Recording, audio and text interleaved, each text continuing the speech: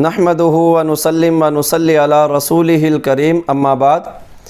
Mirza engineer جہلمی نے مسند احمد کی ایک حدیث بیان کی اور حدیث کو بیان کرتے ہوئے مرزا انجینئر جہلمی نے حدیث میں تحریف معنوی کر دی اور اس کے معنی و مفہوم کو بگاڑ دیا اور یہ ثابت کرنے کی کوشش کی نعوذ باللہ من ذالک کہ حضور علیہ الصلاۃ والسلام نے سیدہ عائشہ رضی اللہ تعالی عنہا کو ظالم کہا ہے۔ حدیث آپ کے سامنے ہے۔ حضور علیہ الصلاۃ والسلام نے ارشاد فرمایا انہ سیکون بینک و بین عائشہ رضی اللہ تعالی عنہا امر، کہ اے علی آپ کے درمیان اور حضرت عائشہ رضی اللہ تعالی عنہا کے درمیان ایک معاملہ ہوگا۔ حضرت علی رضی اللہ تعالی عنہ نے کہا یا رسول اللہ میں؟ آپ صلی اللہ نے فرمایا ہاں۔ پھر حضرت علی رضی اللہ تعالی عنہ نے کہا یا رسول اللہ میں؟ تو آپ صلی اللہ علیہ وسلم نے فرمایا ہاں۔ تو حضرت علی رضی اللہ تعالی عنہ عرض کرنے یا رسول اللہ فانا اشقاہم، اے اللہ کے رسول میں تو بڑا بدبخت ہوں گا۔ تو آپ صلی اللہ نے فرمایا لا، یعنی نہیں، آپ بدبخت نہیں ہوں گے، ولیکن اذا کان ذالک، لیکن جب یہ معاملہ پیش آ جائے فرددھا الی مأمنھا، تو عائشہ کو اس کے امن والی جگہ پر پہنچا دینا۔ یہ حدیث پوری جو آپ کو سنائی ہے مسند احمد کے اندر بالکل ایسے ہی موجود ہے، لیکن مرزا انجینئر جہلمی نے کیا کہا ذرا آپ بھی ملاحظہ کیجئے گا۔ مسند احمد میں یہ حدیث ہے کہ سیدنا علی کہتے ہیں کہ ایک دفعہ نبی صلی اللہ علیہ وسلم نے فرمایا کہ تیرا جھگڑا ہوگا ایک دفعہ عائشہ کے ساتھ۔ تو حضرت علی نے کہا میں بڑا ظالم ہوں گا یا رسول اللہ کہ میں آپ کی بیوی کے ساتھ جھگڑا کروں گا؟ آپ نے فرمایا نہیں، وہ ظالم ہوگی اس وقت۔ تو یا رسول اللہ آپ مجھے کیا حکم دیتے ہیں؟ فرمایا کہ وہ جب ظلم کرے گی تو تم اس کو واپس چھوڑ آنا جہاں سے وہ آئی تھی۔ جی آپ نے ملاحظہ کیا کہ مرزا انجینئر جہلمی نے حضرت عائشہ رضی اللہ تعالی عنہا کے بارے میں ظالم کے لفظ دو بار بولے ہیں کہ وہ ظالم ہوگی، اور پھر کہا کہ جب وہ ظلم کرے گی، جبکہ حدیث کے اندر ظالمات ان کے الفاظ بھی نہیں ہیں۔ نمبر دو اذا تظلم، جب وہ ظلم کرے گی، یہ الفاظ بھی موجود نہیں ہے۔ مرزا انجینئر جہلمی نے یہ جو اس حدیث کے اندر جو بڑے بڑے بلنڈر کیے ہیں ہم ترتیب کے ساتھ پیش کرتے ہیں، آپ ذرا ملاحظہ کیجئے۔ نمبر ایک، اس حدیث کی سند کی صحت کے بارے میں ائمہ محدثین کا اختلاف تھا۔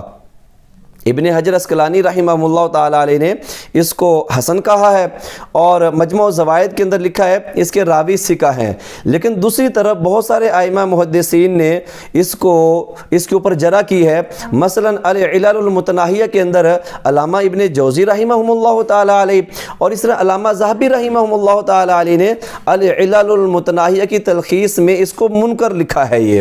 اور اسی طرح شعیب الارناؤوط جو دور حاضر کے محقق خود مرزا انجینئر جہلمی بھی ان کے حوالے پیش کرتے ہیں، تو انہوں نے مسند احمد کی تعلیق لکھی ہے، اور اسی طرح شرح مشکل الآثار کی تعلیق میں اس کو ضعیف لکھا ہے، اور وجہ ضعف یہ بیان کی کہ فضیل بن سلیمان ایک راوی ہے جس کی وجہ سے یہ روایت ضعیف ہے۔ تو بہرحال یہ بات تو بالکل واضح ہو گئی کہ ائمہ محدثین کا اس حدیث کی سند کی صحت کے بارے میں اختلاف تھا، لیکن مرزا انجینئر نے کئی بار اس روایت کو بیان کیا لیکن اس اختلاف کو چھپا لیا، بیان نہیں کیا۔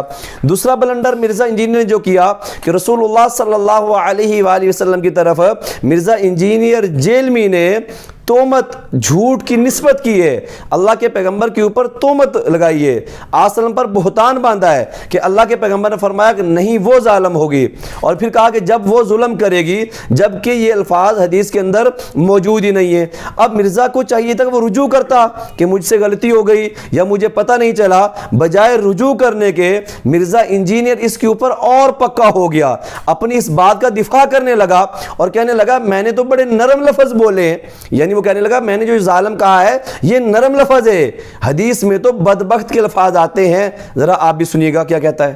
تو ہمارے چھوٹے چھوٹے الفاظ کو لے کے بیٹھے ہیں جی، اس نے کہہ دیا بدبخت، وہ حدیث میں موجود ہے۔ جی آپ نے ملاحظہ کیا کہ مرزا کتنی ڈھٹائی کے ساتھ کہہ رہا ہے کہ حدیث میں تو بدبخت کے الفاظ آتے ہیں۔ یہ مرزا انجینئر کا بہت بڑا جھوٹ ہے۔ اللہ کے پیغمبر نے بدبخت کے الفاظ بولے ہی نہیں ہیں، بلکہ یہ الفاظ تو حضرت علی رضی اللہ تعالیٰ عنہ نے بولے تھے، فَأَنَا أَشْقَاهُمْ، کہ اے اللہ کے رسول اگر میرا آپ کی بیوی کے ساتھ جھگڑا ہوگا تو میں بدبخت ہوں گا۔ تو آپ نے فرمایا اللہ، یعنی آپ بدبخت نہیں ہوں گے۔ اب دیکھیں مرزا انجینئر نے کتنی ڈھٹائی کے ساتھ اس جملے کو رسول اللہ صلی اللہ علیہ وآلہ وسلم کی طرف منسوب کر دیا۔ یہ اور بات یہاں پر ہی نہیں رکی، مرزا انجینئر نے ایک تیسرا بڑا بلنڈر بھی کیا کہ لیکن کا معنی و مفہوم بڑا غلط نکالا، اور یہ نکالا کہ لیکن وہاں بولا جاتا ہے جہاں پر معاملہ اپوزٹ ہو اور معاملہ دوسری طرف پلٹ رہا ہو۔ ذرا اس بات کو بھی ملاحظہ کیجئے۔ تو نبی علیہ السلام نے فرمایا لا، نہیں، لیکن یہ بات اس وقت کی جاتی ہے جب بالکل اس کے اپوزٹ بات ہو۔ لا الہ الا اللہ، نہیں کوئی معبود سوائے اللہ کے۔ جب حضرت علی کہہ رہے ہیں کہ میں حضرت عائشہ کے ساتھ جب جھگڑا ہوگا تو میں تو بڑا بدبخت ہوں گا، یا ہلکے الفاظ میں بڑا ظالم ہوں گا، تو حضور نے فرمایا نہیں، لیکن جب ایسا ہو تو تم اسے وہاں پہ پہنچا دینا جہاں سے وہ آئی تھی۔ تو اس کا مطلب کیا ہوا؟ جب دو بندے جھگڑا کریں اور ایک شخص کہ کیا میری یہ بدبختی ہے کہ میں آپ کی بیوی کے ساتھ لڑوں گا، یا میرا یہ ظلم ہے، تو حضور کہیں نہیں، لیکن کب کہا جاتا ہے؟ جب وہ معاملہ دوسرے کی طرف پلٹ رہا ہو۔ تو اردو میں زبان میں ایسی بات ہوتی ہے۔ اور جی آپ نے ملاحظہ کیا کہ مرزا انجینئر لیکن کا معنی کیسے بیان کر رہا ہے، جبکہ حدیث کے اندر لیکن کا معنی موجود ہے۔ حدیث میں آتا ہے کہ لا یعنی آپ بدبخت نہیں ہوں گے، ولیکن لیکن اذا کان ذالک یعنی جب یہ معاملہ پیش آ جائے۔ اب دیکھیں اللہ کے پیغمبر نے یہاں پر لیکن کا معنی بھی بتلا دیا کہ لیکن سے کیا مراد ہے، اور وہ جملہ حدیث نبی صلی اللہ علیہ وآلہ وسلم میں کھڑا ہوا ہے۔ تو مرزا انجینئر نے اپنی مرضی کا معنی نکال کر، اپنی مرضی کا معنی مفہوم لے کر اس کو رسول اللہ صلی اللہ علیہ وآلہ وسلم کی طرف منسوب کر دیا۔